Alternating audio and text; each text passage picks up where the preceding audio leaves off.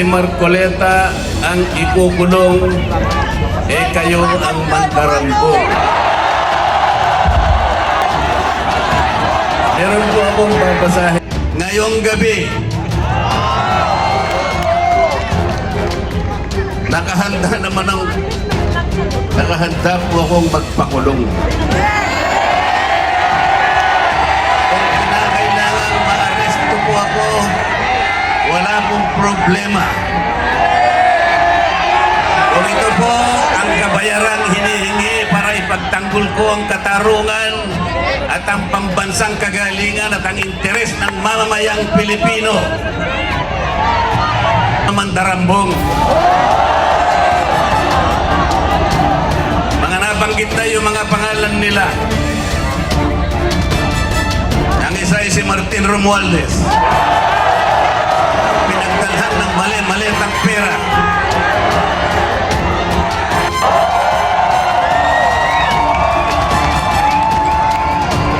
Salamat din po sa mga hindi kapatid, ngunit nakikisang-ayon at sumusuporta sa pagkakaisa natin sa gabing ito. Ang iba po ay mga kakilala po, yung iba po ay hindi man kakilala. Ngunit nagpahayag po sila ng pagsuporta at pagmamahal sa ating bansa at sa ginagawa natin ngayon. Hindi na nga po sana ako pupunta dito.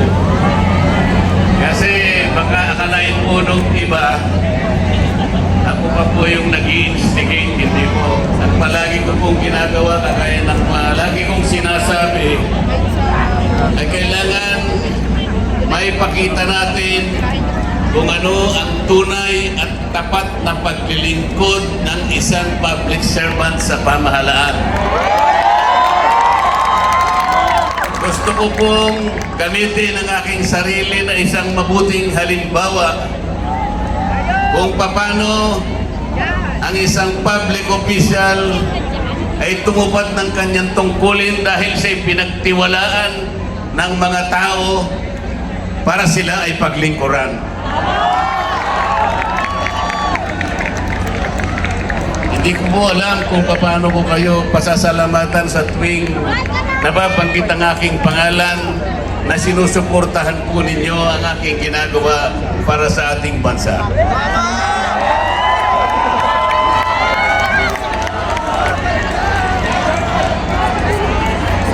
Pangalawang araw na po ito, ngunit hindi ko nakikita sa mukha ninyo ang kapaguran. Hindi ko po alam kung paano ako magpapasalamat sa inyo. Kung magagawa ko lang, napuntahan ko kayong isa-isa para yakapin ko kayo. Gagawin ko.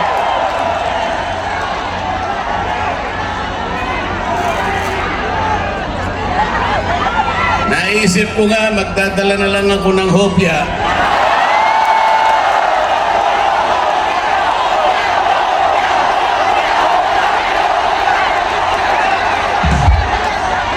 Pero nung makita ko po na napakarami ninyo, kahit 30 pabrika ng hopya, hindi magkakasa sa inyo.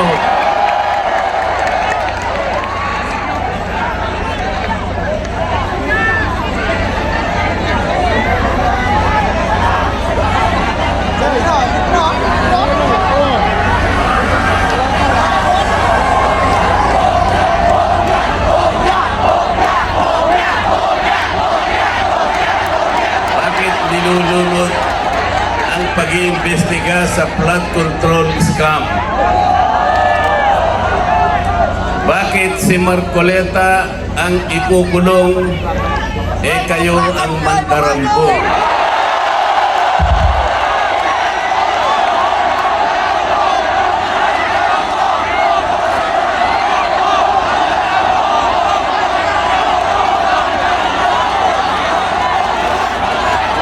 Meron po akong babasahin sa inyo. Alam nyo na po ito, pero kailangan pong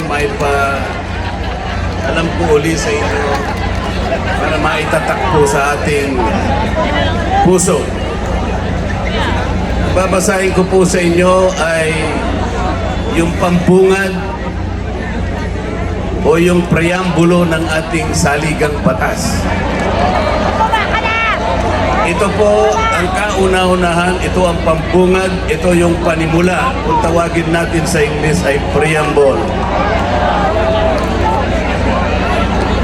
Ito po ang sama-samang isinulat ng bawat isang Pilipino noong ang ating saligang batas ay ating pinagtibay. Babasahin ko po. Kami, ang nakapangyayaring sambayanang Pilipino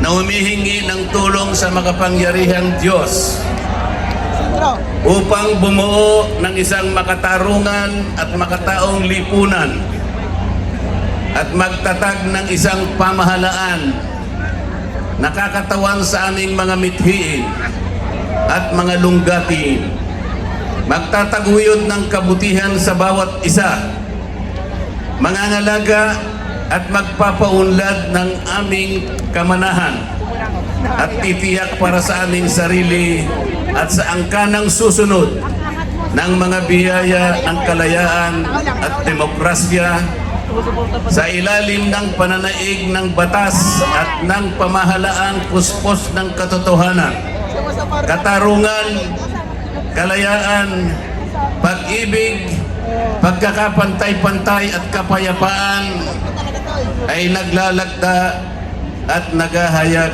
ng konstitusyong ito. Mga kababayan, ito po ang batayan kung bakit nandito tayo ngayon.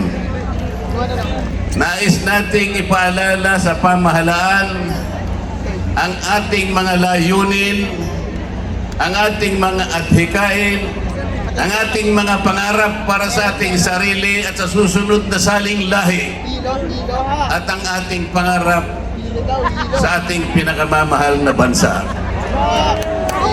Ito po ang aking paninindigan at alam ko ito ang ating pinagkaisang paninindigan ngayong gabi.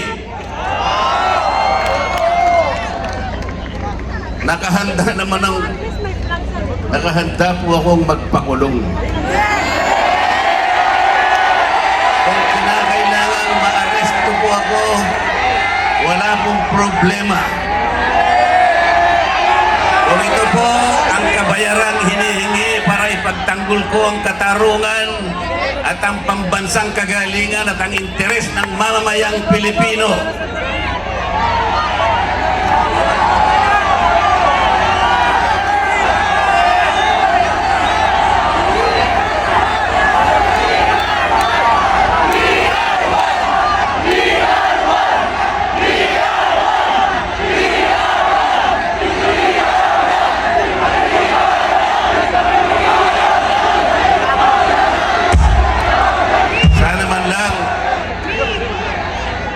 sana man lang may ninakaw ako.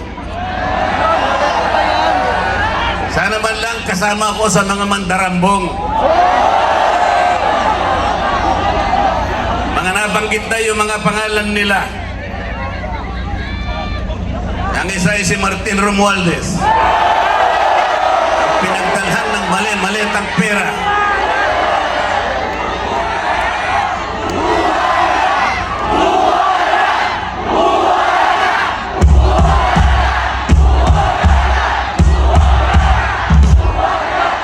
Ako po ang ibinibintang nila sa akin ay salaping pantulong para sa kampanya para ako'y manalong isang senador.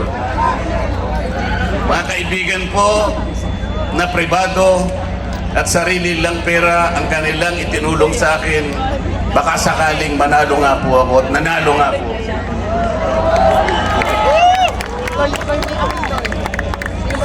Hindi ko na po ipaliliwanag ang technicality kung paano nila inimbento ang isang gawa-gawang asunto laban sa akin. Tingnan po ninyo kung sino pa yung nagtatanggol at tumutulong para sa ganon, matukoy natin kung sino ang may kagagawan ng pinakamalawak, pinakagarapal na pandarambong sa kabambayan siya pa ang inaasunto at siya pa ang pinagbabalakang arestuhin. Hindi ba katungkulan ng ombudsman ang sila ang humanap, umusig at parusahan ang lahat ng may kagagawan dito? Bakit ang ombudsman ang nagagalit sa akin? Hindi ba dapat tulungan pa nila ako? Sapagkat iisa ang layunin namin. Ginawa po nilang politika ang lahat ng ito. Ang mga asunto po na sinampa laban sa akin ay nagsasaysay ng kwarta, pero hindi nagbabanggit ng korupsyon. Nagsasaysay ng halaga, ngunit hindi binabanggit ng ill-gotten wealth. Ipinipilit na iugnay ang public office, ngunit walang binabanggit na abuse of public office. Naglulubid ng mga chismis, ngunit walang ebidensya. Naglulubid ng naratibong pampolitika, ngunit walang binabanggit na elemento o sangkat sa mga krimen na kanilang gawa-gawa. Yun po ang nakapagbibigay po ng malaking kalapastanganan sa ilalim po ng mga batas na umiiral sa ating bansa. Hindi ba sinabi natin, bawal ang bend the law?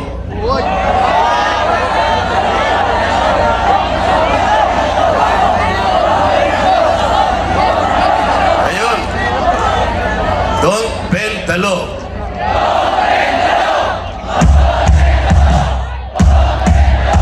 Paano naman kasi? Isa naman kasama ko doon sa bulwagan sa Senado, bigla na lang nagsalita. Sometimes you have to bend the law to be able to please the people.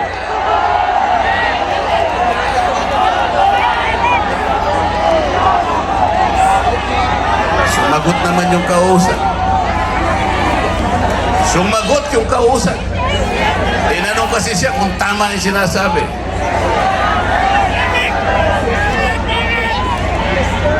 Sabi niya, yes sir.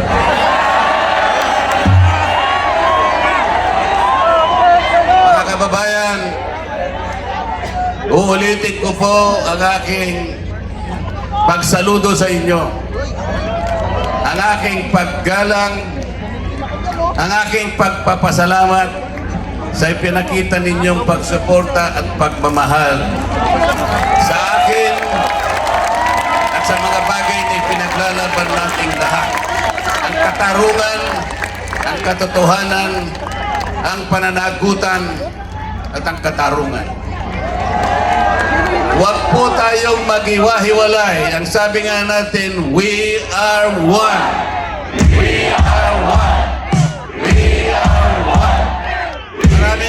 Maraming salamat po sa inyong lahat.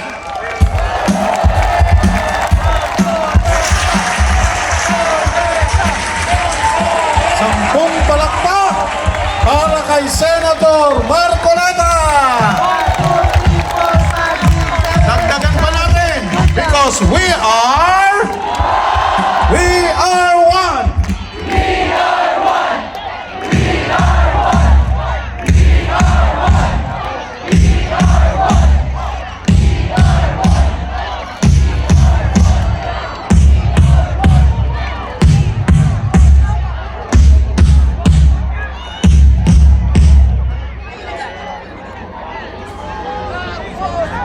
Maraming salamat po, Senator Rodante Marcoleta. Mga kababayan, abangan natin maya-maya ang mensahe ng kapatid na Arnel Tumanan. Pero bago po yun,